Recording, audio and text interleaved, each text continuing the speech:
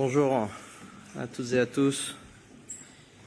Cher Antony, c'est avec un grand plaisir que je peux te recevoir ici à Paris. La France, tu le sais, est profondément attachée à l'alliance qui l'unit avec les États-Unis d'Amérique dans le cadre de l'OTAN, dont nous célébrons d'ailleurs les 75e anniversaire et aussi dans le cadre évidemment de nos relations bilatérales. Pendant presque 2 siècles et demi, nous avons toujours été ensemble de tous les combats avec les États-Unis d'Amérique pour la liberté. Les États-Unis savent ce qu'ils doivent à la France, mais je peux te dire très concrètement qu'ici en France, nous savons, la France sait ce qu'elle doit également aux États-Unis dans son histoire. En ce 80e anniversaire également du débarquement, nous aurons d'ailleurs l'occasion de le redire avec force, notre amitié franco-américaine, le 6 juin prochain sur les plages du débarquement. Et c'est dans cet esprit de liberté qui nous anime notamment, et c'est aussi cet même esprit de liberté qui nous a conduit à soutenir ensemble l'Ukraine.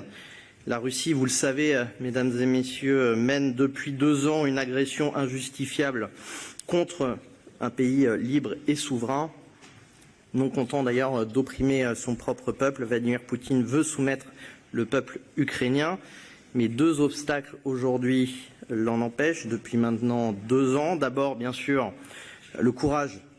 On doit saluer ici des Ukrainiens qui, depuis maintenant 2 ans, repoussent les assauts de l'armée russe. Leur combat est un combat de légitime défense, un droit, garanti d'ailleurs par la Charte des Nations Unies. Ce combat, il est juste et il faut systématiquement ici le rappeler. Ensuite, c'est la détermination des pays qui soutiennent l'Ukraine, notamment à maintenir son niveau de mobilisation dans la durée. La réunion ministérielle de l'OTAN à Bruxelles, d'ailleurs, doit demain être l'occasion pour nous d'intensifier notre soutien à Kiev et d'envoyer un signal très très clair de notre détermination à soutenir l'Ukraine dans la durée.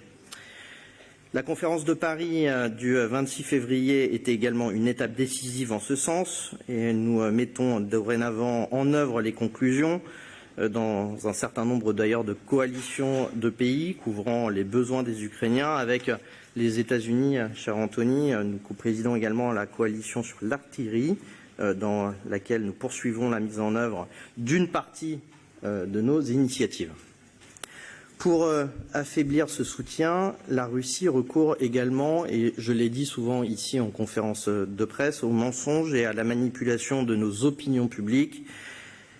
Je sais qu'elle finance notamment des ingérences, promeut des faux médias, accuse l'Ukraine et l'Europe de crimes commis par d'autres, dernièrement Daesh. C'est d'ailleurs une manière assez grossière de masquer le fait que la Russie s'est trompée d'ennemi en négligeant le risque du terrorisme islamique sur son territoire.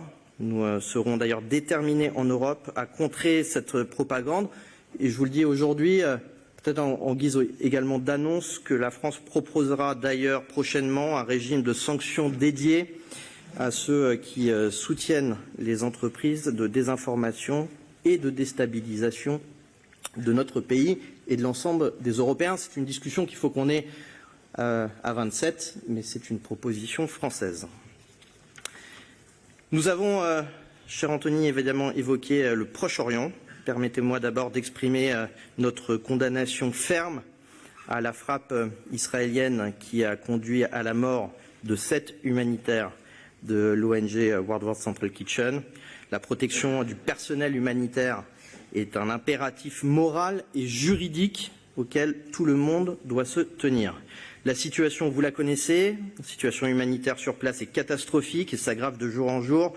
Rien ne justifie d'ailleurs une telle tragédie. Dans ce contexte, les décisions du Conseil de sécurité doivent être mises en œuvre, y compris la résolution 2728 récemment adoptée. Que dit-elle ? Elle dit tout simplement que tous les otages doivent être libérés immédiatement et sans condition, qu'un cessez-le-feu immédiat et durable doit garantir la protection de tous les civils et l'entrée massive d'aide humanitaire. Et dans ce contexte, j'ai pu présenter également au secrétaire d'État les initiatives de la France au Conseil de sécurité et je pense qu'il est possible de créer un consensus à New York sur la base d'une solution à 2 États, sur une paix juste et durable entre Israéliens et Palestiniens, sur des garanties de sécurité de part et d'autre. J'ai trouvé d'ailleurs constructifs nos échanges, une approche constructive. Je continuerai dans les prochaines semaines, dans les prochains jours, à faire ce travail auprès des acteurs de la région et auprès également des membres du Conseil de sécurité, d'ailleurs qu'ils soient élus ou membres permanents. Nous devons également éviter l'escalade régionale, je pense notamment au Liban. Nous avons également évoqué cette question où la France a fait des propositions accueillies favorablement par les parties libanaises. Je continuerai également à parler à tous les acteurs qui sont intéressés. Tous les acteurs, y compris l'Iran, doivent s'abstenir de rechercher l'escalade. Nous avons également évoqué la guerre au Soudan, une des pires crises humanitaires au monde. 1 an après d'ailleurs le début du conflit, nous organiserons à Paris le 15 avril une grande conférence humanitaire sur le Soudan, présidée par la France, l'Allemagne et l'Union européenne. Nous devons nous mobiliser sur cette grande crise qui est clairement oubliée, à la fois des médias et des responsables politiques. Et je sais que je peux compter en tout cas sur l'investissement des États-Unis, cher Antony, pour faire que cette conférence soit un succès au service des populations en détresse.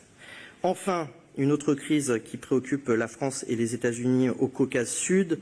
Nous avons réaffirmé notre attachement à l'intégrité territoriale de l'Arménie, aujourd'hui mise en cause par l'Azerbaïdjan. Je veux redire ici ma préoccupation face à l'emballement et à la rhétorique azerbaïdjanaise, la multiplication des fausses informations émanant de Bakou et tendent d'ailleurs à imputer à l'Arménie la responsabilité d'une escalade qu'elle est peut-être la seule aujourd'hui à vouloir éviter dans cette partie du monde. Je veux je vois d'ailleurs dans ces exercices de propagande beaucoup de similitudes avec ce que la Russie impose à l'Ukraine. Et je pense que nous devrions, cher Antony, y être également très attentifs à 6 mois de la tenue de la COP 29 à Bakou. Voilà, Monsieur le Secrétaire d'État, pour cette courte introduction. Je me réjouis en tout cas de poursuivre ces échanges à Bruxelles demain. Et dans les semaines qui viennent, nous avons encore tant à faire pour que les valeurs qui ont en réalité fait nos 2 pays puissent prévaloir dans l'ensemble de la scène internationale. Cher Antony, merci en tout cas de ces discussions. Je te cède la parole et encore une fois, merci de la qualité de nos échanges. Merci. Je suis vraiment ravi, comme toujours, de me retrouver à Paris. Et je tiens, Stéphane, à te remercier pour cet accueil si chaleureux et justement une conversation importante et, je crois, très constructive. Si tu me le permets, je vais continuer en anglais pour mes collègues. And as I just said, it's always wonderful to be back in Paris, but I especially wanted to thank my colleague and friend, Stephane, for the incredibly warm welcome, but also the quality of the conversation that we had. He covered most of what we've talked about. Let me just add a couple of quick points of emphasis. On Ukraine, we discussed the imperative of continuing to support Ukraine so that it can effectively defend itself against the ongoing Russian aggression. That's for today. But also to make sure, through the work that we're doing, to help Ukraine build a strong military for the future, to attract private sector investment so that it builds up its economy, and to continue to strengthen its democracy, in particular by moving down the accession path toward the EU, we are ensuring that we will have a Ukraine that stands strongly on its own feet, militarily, economically, democratically. And that's the single best response to Putin's aggression. France has been a remarkable leader in this effort, both in making sure that Ukraine has what it needs to defend itself and also working to set it up for the long term. It's been a leader in burden sharing, billions donated in military and economic assistance to Ukraine, but also rallying other countries, using its leadership to bring others along. We also see this leadership in the enforcement of sanctions and export controls to limit Putin's war machine. We are working day in, day out to effectively prevent the transfer of weapons and materials to Russia to fuel that war machine, to fuel its defense industrial base, including from Iran, from North Korea, and from China, something that we discussed today.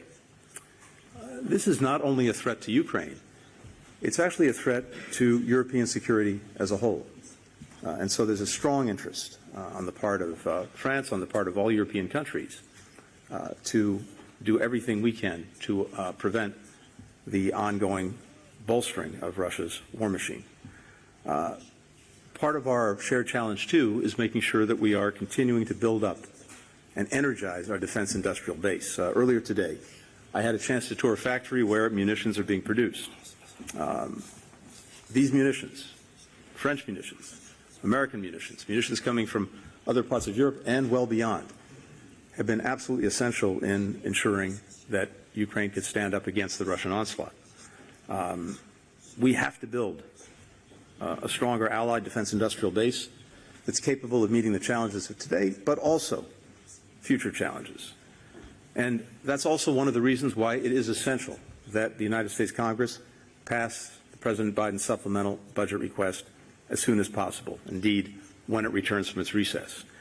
That would further turbocharge our own defense industrial base while creating more good jobs in the United States. As Stephane said, we also spent some time talking about the Middle East. We've been grateful for France's partnership on the crisis in the Middle East and indeed working together to prevent the conflict that we see in Gaza from spreading to other parts of the region. Both of us agree on the need to get to the quickest possible ceasefire, to allow the release of hostages, to enable the surge and sustainment of humanitarian assistance. As I mentioned, we're coordinating closely when it comes to Lebanon and trying to prevent any spread of the conflict there, finding a diplomatic way forward. We're also working together on creating a path to a more durable and lasting peace, with security guarantees and political guarantees for Israelis and Palestinians alike. Let me also reiterate what Stephane said about the attack on the World Food Kitchen members, World Central Kitchen, excuse me. First, I can only say that for so many of us, we extend our condolences to the loved ones, to the families, the friends, the colleagues of those who lost their lives, as well as those who were injured. I spoke to Jose Andres just about a week ago about the efforts that World Central Kitchen's engaged in Gaza, as it is in many other conflict zones around the world, including in Ukraine. They have been doing extraordinary, brave work, day in, day out, and critical work to try to make sure that people in need get what they need, starting with the most basic thing of all, food to survive. The victims of yesterday's strike join a record number of humanitarian workers who have been killed in this particular conflict. These people are heroes. They run into the fire, not away from it. They show the best of what humanity has to offer when the going really gets tough. They have to be protected. We shouldn't have a situation where people who are simply trying to help their fellow human beings are themselves at grave risk. We've spoken directly to the Israeli government about this particular incident. We've urged a swift, a thorough, and impartial investigation to understand exactly what happened. And as we have throughout this conflict, we've impressed upon the Israelis the absolute imperative of doing more to protect innocent civilian lives, be they Palestinian children, women, and men, or be they aid workers, as well as to get more humanitarian assistance to more people more effectively. Finally, let me just say that, as you heard from Stephane, we touched on a number of other issues. I think what we see is an extraordinary convergence between France and the United States on the major challenges of our time. We're cooperating together to try to ensure a free and open Indo-Pacific. That means a region where countries are free to choose their own path and their own partners, where problems are dealt with openly, where rules are reached transparently and applied fairly, where goods, ideas, people flow freely and lawfully. We're proud partners in the Paris Climate Summit, including joint efforts to advance civil nuclear energy as a greener alternative. Finally, let me just say how grateful we are as well to President Macron for his long-standing leadership on some of the most important cutting-edge issues of the day. For example, all of the issues attendant to cyberspace, uniting governments, private sector, civil society around rules of the road that reflect our shared values and our shared interests. It is, I think, very fitting that we are celebrating two landmark anniversaries this year. The 80th anniversary of the liberation that Stephane alluded to, as well as the 75th anniversary of NATO, the alliance, the defensive alliance that joins us together. In fact, the 80th anniversary of the liberation is a good reminder of why we decided a few years after the end of World War II to come together in that defensive alliance to help ensure that something like World War II would never happen again, to make clear that countries in the transatlantic space would look out for each other, have each other's backs, and in so doing, make it less likely that aggression would occur. So there's a lot to look forward to in the weeks and months ahead, even as we deal with the challenges of this moment, and I look forward to being back in France to do that. Thank you. Thank you.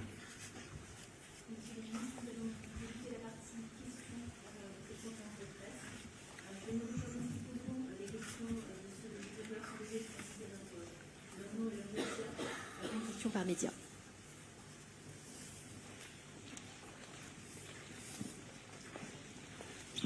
Thank you very much. Could you please stand up, please? Of course. Thank you. Don't drop the laptop, John. Sorry about this. Very disorganized over here. Mr. Secretary, as the leader of the U.S. Department that has approved the transfer of the vast majority of the Israeli bombs dropped in this conflict, do events like the bombing of the World Central Kitchen convoy give you pause about continuing the flood of U.S. weapons into Israel? And a second question for both of you, Secretary Blinken and Minister Sejourne, there has been a rise of Ukrainian strikes on Russian oil refineries. The West is fairly united in saying these strikes are justified. Do you think hitting these facilities is the right strategic approach for Ukraine? Please. Thank you, John. Let me take the second question first. It has been our view and policy from day one when it comes to Ukraine to do everything we possibly can to help Ukraine defend itself against this Russian aggression.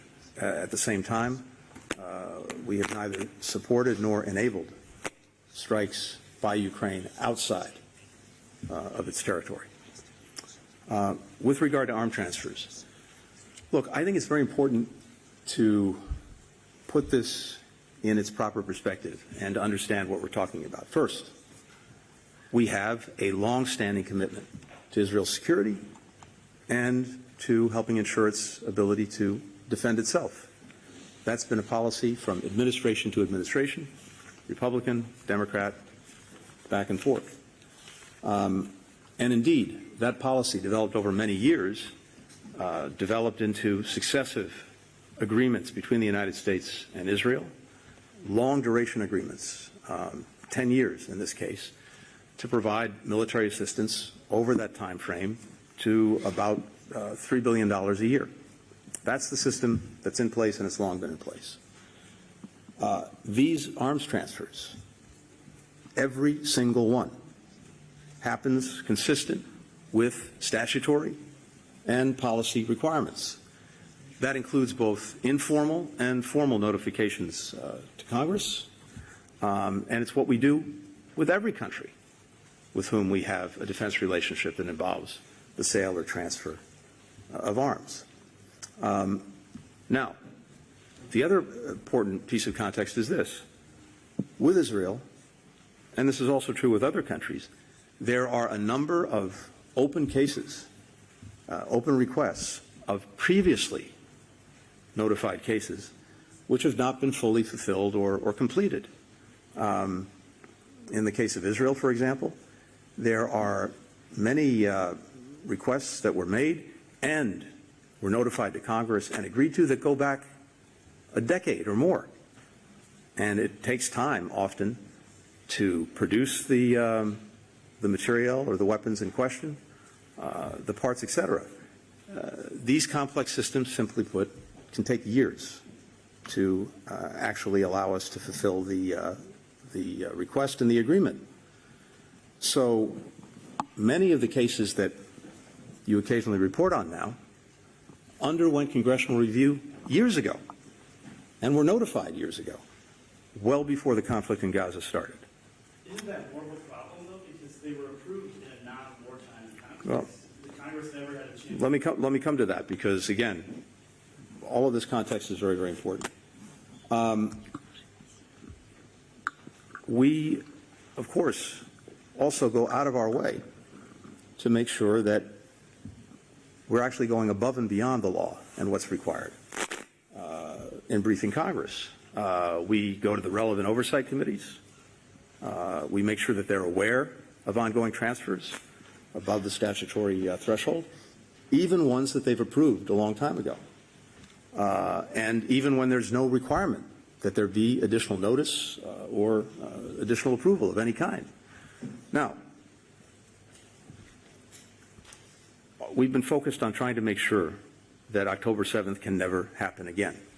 But having said that, the security relationship we have with Israel is not just about Gaza, Hamas, October 7th. It's also about the threats posed to Israel by Hezbollah, by Iran, by various other actors in the region, each one of which has vowed, one way or another, to try to destroy Israel. So the weapons, the systems that Israel has sought to acquire, and as I said, have been contracted in many cases over many, many years, go to self-defense. They go to deterrence, trying to avoid more conflicts. They go to replenishment of their supplies and their stocks. So that's the system that's in place, has been in place for a long time, and one that continues. Now, as to the conflict in Gaza, from day one, we have worked to impress upon Israel the imperative of protecting civilians, of adhering fully to international humanitarian law, to the law of armed conflict. That is something that we are looking at and review on a regular basis, and that we're engaged with Israel on a regular basis, including as recently as yesterday when we met by video with the Israeli delegation. Merci. Je vais être assez clair et direct, puisque pour ce qui est des attaques ukrainiennes sur les raffineries russes, le sujet est presque sans commentaire de notre part. L'Ukraine agit en légitime défense. Et nous considérons que c'est la Russie l'agresseur. Et dans ces conditions, il n'y a pas beaucoup d'autres commentaires à faire. Je crois que vous m'aurez compris. Une question de la presse française. Bonjour, Delphine Touitou de l'agence France Presse. J'ai une question concernant le raid israélien sur le consulat. La question s'adresse à vous deux, messieurs, s'il vous plaît. Sur le consulat iranien à Damas. Je voulais savoir si vous redoutez une escalade dans la région. Et j'ai envie de poser la question qui est presque en follow-up avec ce qui s'est passé à Gaza récemment. Est-ce que Israël a franchi des lignes rouges d'après vous, et quelles seraient les lignes rouges d'après vous à Gaza ou ailleurs concernant la façon dont agit Israël en ce moment? Je commence? Oui, je t'en prie. Bon. Pour être très clair, tout le sens de notre action depuis le début, et je crois que le secrétaire d'État est dans la même dynamique, est d'empêcher l'escalade régionale. Tout le sens de l'action est d'empêcher l'escalade régionale. Et il y a des acteurs qui cherchent d'évidence l'extension du conflit. Au nord Israël, en mer Rouge, on en a discuté, on l'a déjà commenté beaucoup ici, dans les frappes contre les États-Unis, en Syrie ou en Irak d'ailleurs. Et donc le risque d'embrasement est entièrement leur responsabilité. Voilà. Donc moi, je n'ai pas, y compris de qualification à faire, mais à vous dire que tout le sens de notre action est d'empêcher cette escalade et que dans ce cadre-là, nous nous abstiendrons de qualifier ce qui s'est passé. Et je ne peux que vous dire la même chose, c'est exactement la même approche. On travaille ensemble très étroitement, justement pour éviter une escalade, que ce soit au Liban, que ce soit en Irak, que ce soit en Syrie, que ce soit la mer Rouge, au Yémen, etc. Et en ce qui concerne les frappes en Syrie, nous essayons de connaître les faits. Nous sommes en train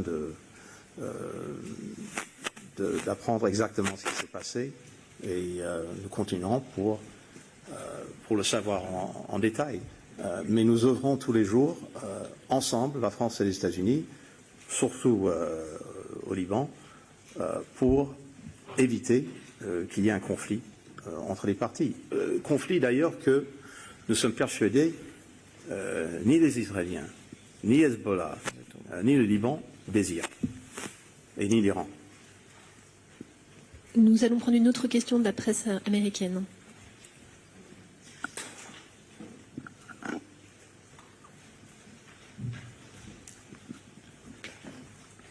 Thank you. Hi, Simon Lewis from Reuters. I just firstly wanted to come back to the issue of the World Central Kitchen workers, the 7 workers who were killed by an Israeli strike. I had the honour of actually knowing one of them, Zomi Frankom, and I can testify to her zest for life, kindness, and selflessness that we could see in the work that she was doing. This morning I've seen an image of her Australian passport covered in blood. It's quite striking. Secretary Blinken, you've been warning for several months about the need for more humanitarian aid to get into Gaza. You recently talked about the near-famine conditions there. This is the reason why these World Central Kitchen workers were there. You've called for an investigation, but this isn't the first time that aid convoys have been hit. This isn't the first time that the Israelis have been taking action that's restricted aid, both going into the Gaza Strip and being distributed. So I really wanted to ask, are you going to do more if this continues? This has continued for months. Is there more than you can do than simply raise these issues with the Israelis? And if their investigation comes back with certain findings, is there some action that the United States, as the main backer of Israel, is going to take regarding that?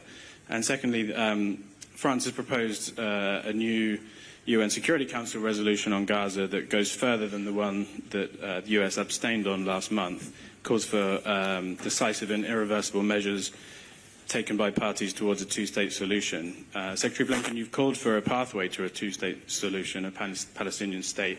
So will you support such a resolution? And to the Foreign Minister, regarding that resolution, are you assured of having US support for that? The US has used its veto several times since October to block resolutions on Gaza. So would you call on Secretary Blinken to not use the veto in this case? Thank you. Simon, with regard to humanitarian assistance, going back to the very first trip that I made to Israel after October 7th, a few days later, in every trip subsequent to that, I and many others, starting with President Biden, have worked to impress upon Israel the moral, the strategic, the legal imperative of doing everything possible to provide humanitarian assistance to people who need it. And of course, we've seen Israel take important steps over the last 6 or so months, whether it was opening Kerem Shalom, whether it was actually starting by opening the Rafah crossing to begin to allow assistance in, Kerem Shalom, guaranteed fuel deliveries, flour through the Ashdod port, opening a new gate, 96 gate, just a couple of weeks ago. Now the maritime corridor that many of us are working to establish. They've taken steps, but it is, simply put, insufficient. It is not enough to meet the needs of the children, the women, the men in Gaza who remain caught in a horrific crossfire of Hamas's making.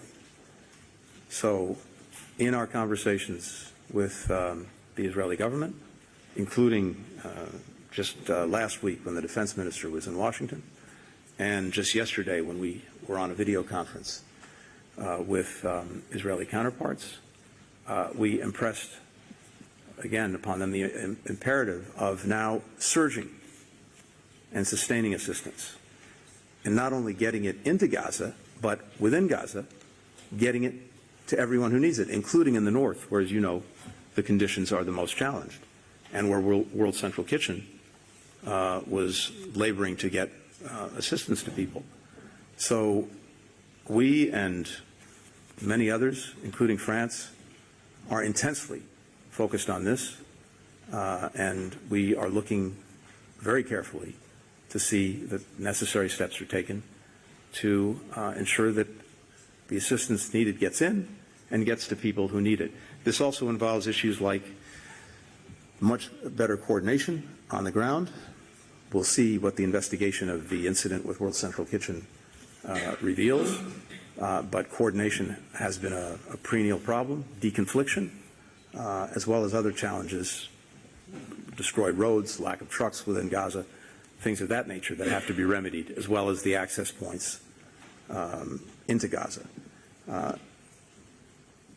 Having said all of that, I'm not going to get into hypotheticals or get ahead of myself or get ahead of the administration. All I can tell you is this is an area of intense focus and absolute necessity. When it comes to the Security Council, France and the United States work very closely together as permanent members on pretty much every issue that comes before the Council, including this one, and I look forward in the days and weeks ahead to talking about the current effort, other efforts that may come forward. We share the same objectives. I think, based on my conversations with Stephane, I think we both agree that getting an immediate ceasefire to enable the release of hostages and the surging of humanitarian assistance would be the best next step that we could have to actually really change things on the ground. So we want to make sure that we're maximizing the efforts to do that. Negotiations with regard to a ceasefire and the hostages are ongoing.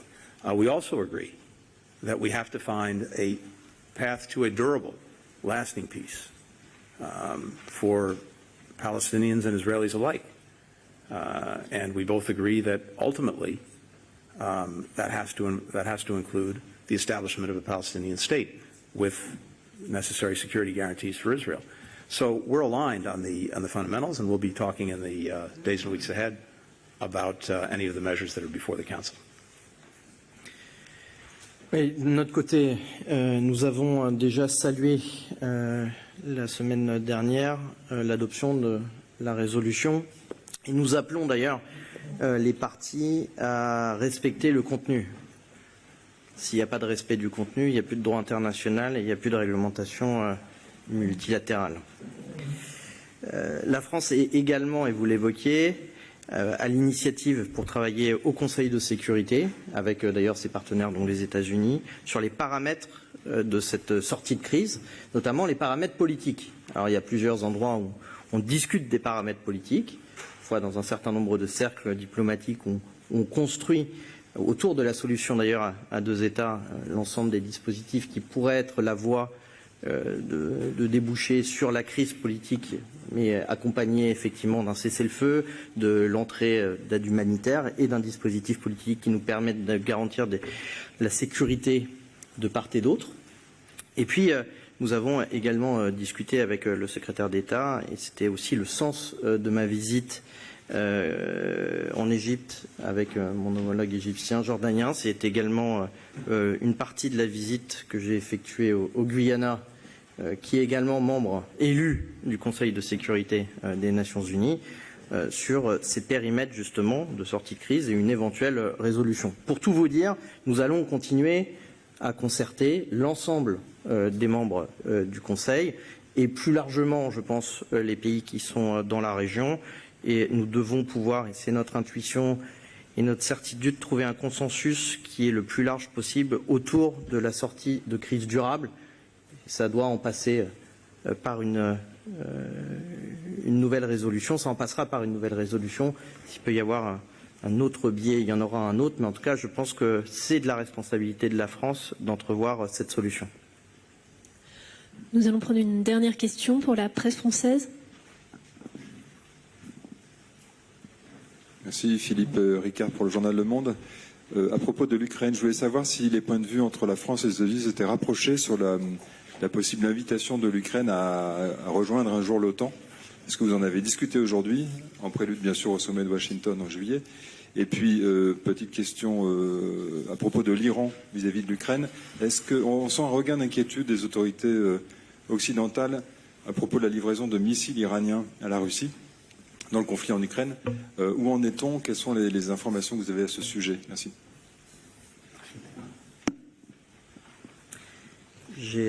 Comme nous l'avons d'ailleurs dit au sommet de Vilnius, mais je pense que on partage ce point-là. Les États membres de l'OTAN s'engagent à soutenir les réformes de l'Ukraine dans la voie de l'intégration, évidemment, à l'OTAN. Et nous devons d'ailleurs travailler à ce sommet de l'OTAN, à celui d'abord de l'unité. Et je pense que c'est important. Je pense que et la France et les États-Unis sont attachés à cette unité sur ce sujet-là. Et donc, dans les prochaines heures et dans les prochains jours, je pense qu'on confirmera une unité des pays de l'OTAN autour de cette formule qui devrait rester la même, celle de Vilnius. Effectivement, nous avons évoqué un peu le sommet de l'OTAN et l'Ukraine, mais nous en parlerons beaucoup plus en détail dans les jours qui viennent à Bruxelles, lors de la réunion des ministres des Affaires étrangères de l'OTAN.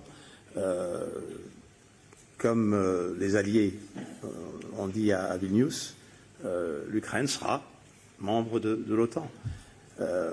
Pour nous, il est question d'avoir une très bonne et une très claire feuille de route pour arriver à cette conclusion. Et je crois que le sommet de l'OTAN, 75e anniversaire, justement, sera très concentré sur, de façon très concrète, comment établir cette feuille de route, ou pour utiliser notre image, le pont nécessaire pour l'aboutissement de l'Ukraine comme membre de l'OTAN.